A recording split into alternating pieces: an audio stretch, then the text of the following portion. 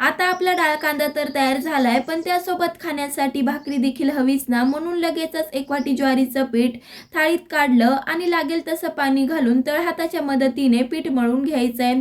तळहाताच्या मदतीने चांगलं असं किमान 3 ते 4 मिनिटं पीठ मळून घ्यायचंय, जेणेकरून आपली भाकरी छान बनेल. सोबतच आपल्या भाकरीला चिरा जाणार नाही.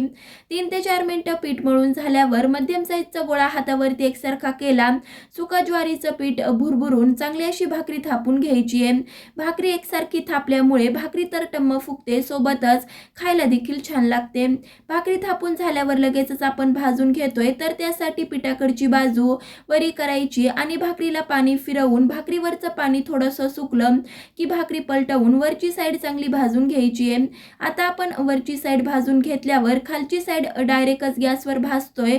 टम्म फुगलेली भाकरी तयार झाली. आवडलं तर लाईक, शेअर, सबस्क्राईब देखील नक्कीच करा. धन्यवाद.